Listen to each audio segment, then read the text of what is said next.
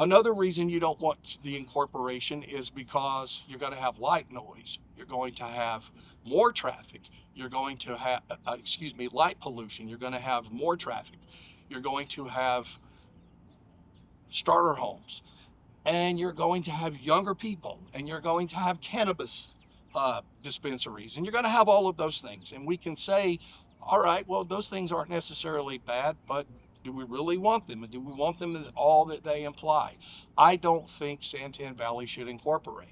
And there's no good benefit for us to incorporate. It's a promise for better things on the horizon without specifics, but just give us another layer of government, give us another layer of control. And by the way, the first town council, should there be a passage of incorporation, they will all be appointed by their friends on the board of supervisors and with the input of other groups, and they will be towing the build line. And that's what I want them to do. And then finally, I will say this affects our water. We have an existential threat, water threat here in Arizona. And for the life of me, I do not know why our elected officials are not paying attention. Build. It's and so what they have done recently is they've amended an old statute which basically set water policy back in, I think it was 2008 or 2009, which would allow uh, recycling of gray water. Well, gray water is dirty water. It's got all kinds of chemicals in it. It's got pesticides in it, cancer-causing pesticides, and it was set by statute. And then recently, there it was amended. I think Irini posted it several weeks ago that it was an amendment to old policy. But yes, that's exactly what's going to be happening. These new builders are going to come in and they're going to say to the state of Arizona, let us have the water. Yes, we'll recycle, refurbish the gray water, and we'll make it potable and safe for everybody to drink. Well, the one way we could avoid that is just say no to all of the high density development until we get past this drought situation.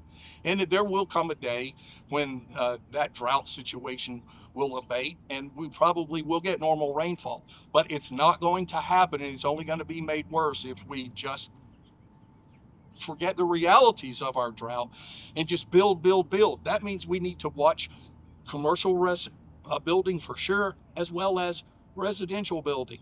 Maybe we need to step back and we need to take care of first things first, basics, water. And as an Arizonan of 16 years, I moved from the People's Republic of Chicago here in 2009, and I didn't come to Arizona to change it. I came to join it.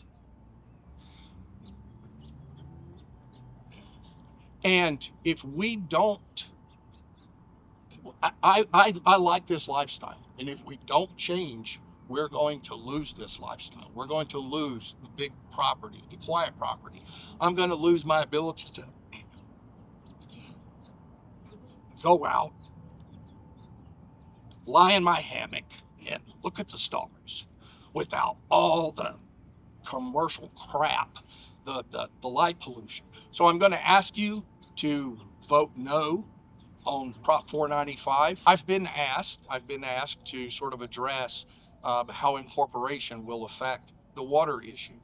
And if I understand it correctly, incorporation, the whole reason for incorporation is to get around some of the builders don't want to take on Pinal County countywide. They tried that back in January with the proposed zoning changes. When that got smacked down by the group, um, they've sort of doubled down on well, let's incorporate this area, and we're dealing with a smaller group of people. But here's the thing, they're going to fill those areas up. Those acres and acres of land are going to be bought up, and they're going to be equipped with high density very small parcel properties, and those properties are going to have they're going to need water, they're going to need drinking water. And there's two choices: groundwater, which there's allegedly a shortage of, and then there's recycled water. Well, the legislation that was posted in the group Pinal Code Watchers group several weeks ago about the issue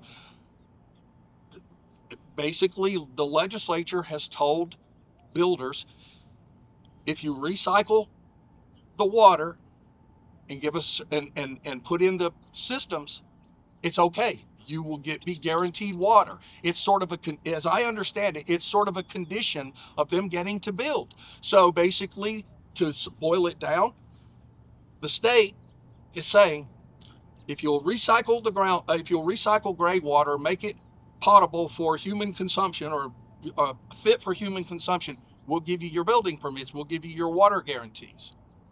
Well, I've been around the sun I'm 58 years old. I've gone 58 times around the sun, and I've learned a lot in those years.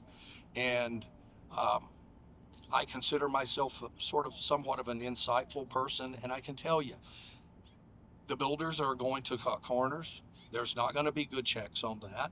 And there's always going to be the danger that gray water, we don't know what's in it. We don't know how well it's going to be recycled. I don't want it. I want groundwater.